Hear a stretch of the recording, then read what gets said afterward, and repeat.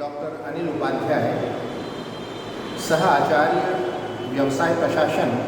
सम्राट पृथ्वीराज चौहान राजकीय महाविद्यालय अजमेर। आज हम एमकॉम उत्तरार्ध के विद्यार्थियों का जो एक अनिवार्य विषय होता है व्यूह रचनात्मक प्रबंध, इसके ऊपर कुछ हम जानने का प्रयत्न करेंगे। हम सब इस बात से भली भांति परिचित हैं कि प्रबंध एक ऐसी प्रक्रिया है जिसके बिना व्यवसाय अछूता नहीं रह सकता। वर्तमान परिप्रेक्ष्य के संदर्भ में अगर हम इस बात को देखें तो इस बात की बहुत ज़्यादा आवश्यकता महसूस होती है कि बिना प्रबंध के किसी भी व्यवसाय को सही दिशा नहीं दी जा सकती। जहाँ तक व्यूहरचनात्मक प्रबंध का विषय आता है तो प्रबंध के लिए ये बात बहुत आवश्यक होती है कि निर्णय लेना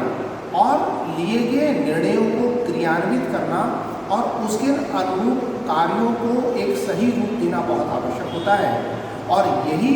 विधि, यही प्रक्रिया व्यूहरचनात्मक प्रबंध के नाम से जानी जाती है। हम सब इस बात को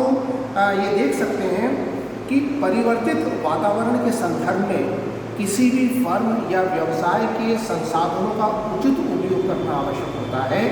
क्योंकि वर्तमान समय में इस बात को हम अच्छी तरह से महसूस कर सकते हैं कि सभी क्षेत्रों के अंदर नित्य नवीन परिवर्तन होते हैं और नित्य नवीन परिवर्तन होने के कारण एक व्यावसायिक संस्था को इस संदर्भ में जल्दी से निर्णय लेने की आवश्यकता होती है और वह बिना व्यूहरचनात्मक प्रबंध के संभव नहीं होती। इसी तरह से व्यूहरचनात्मक प्रबंध का यह भी एक कार्य होता है कि सर्वोत्तम उपयोग करना, क्योंकि संसाधनों को इकट्ठा करना महत्वपूर्ण नहीं होता, संसाधनों का सर्वोत्तम उपयोग करना महत्वपूर्ण कार्य होता है। विवेक सम्मत बात भी यही होती है कि किसी भी व्यवसाय और औद्योगिक क्रियाओं के पास जो संसाधन होते हैं उन संसाधनों का हम कम से कम लागत पर अधिकतम उत्पादन करें, कम से कम प्रयासों से हम अधिक से अधिक उत्पादन प्राप्त करें, यही सर्वोत्तम उपयोग की बात होती है और यही व्यूहरचनात्मक प्रबंध का मुख्य कार्य भी माना जाता है।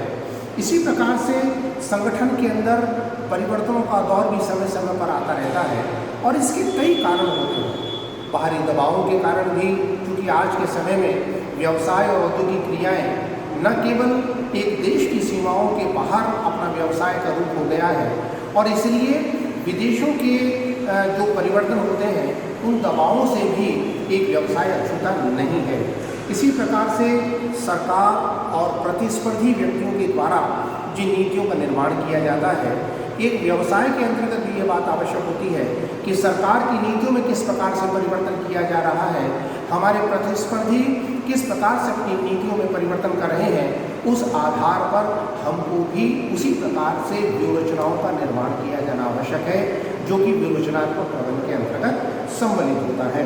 इसी प्रकार से उपभोक्ताओं की दृष्टि से भी ये बात बहुत आवश्यक होती है कि वर्तमान समय में उपभोक्ताओं की रुचि में, फैशन में, उनकी मांग में, उनकी आवश्यकताओं में और उनकी सोच में लगातार परिवर्तन होता जा रहा है और इस कारण से उपभोक्ताओं को संतुष्ट करना प्रत्येक व्यवसाय का मुख्य कार्य है और इसलिए उपभोक्ताओं की दृष्टि से भी व्यूहरचनात्मक योजनाओं में लगातार परिवर्तन लाना, लगातार बेहतर योजनाएं लाना बहुत आवश्यक होता है। बहुराष्ट्रीय निगमों पर भी आजकल जो भूमिका बढ़ती जा रही है, इस संदर्भ में भी ये बातचीत होती है कि बहुराष्ट्रीय निगमों के द्वारा व्यवसाय के संदर्भ में क्या क्या योजनाएं, क्योंकि उनके देश में जो योजनाएं बनती हैं उन योजनाओं को वो हमारे देश में भी लागू कर सकते हैं। तो हमको भी इस बात को देखना होगा कि हमारे देश की परिस्थितियों के अंतर्गत उनके अनुरूप हम किन किन नीतियों में परिवर्तन ला सकते हैं। आउटसोर्सिंग की बातचीत भी इसके अंतर्गत शामिल होती है, ग्लोबल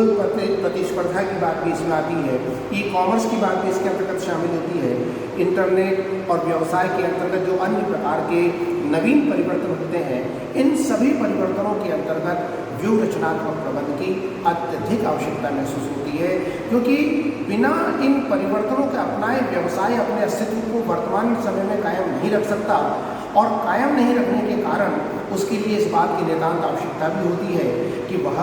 इस अनुरूप अपने व्यवसाय की नीतियों को बनाए और इसलिए व्यवसाय को व्यूहरचनात्मक प्रबंध का सहारा लेना पड़ता है। जहाँ हमने इन बाहरी दबावों, सरकार, प्रतिस्पर्धी, बहुराष्ट्रीय निगमों की बातों को देखा, वहीं आंतरिक दबावों को भी व्यवसाय को देखना होता है और उस अनुरूप भी अपनी रचनात्मक प्रबंधन की नीतियों में परिवर्तन लाना पड़ता है, आवश्यकता महसूस होती है। इसलिए आंतरिक दबावों के कारण से भी वहाँ के प्रबंधकों को व्यूह रचनाओं का निर्माण किया जाना आवश्यक है, जिससे कि व्यवसाय भली भांति चल सके। और इसके अतिरिक्त एक व्यवसाय की नीतियों का निर्माण करना भी आवश्यक है, क्योंकि नीतियाँ एक व्यवसाय के लिए मार्गदर्शक का काम करती है और व्यूह रचनात्मक प्रबंधन में नीतियों का निर्माण भी किया जाता है। धन्यवाद। इसके आगे के विषय को हम अगली बार देखेंगे।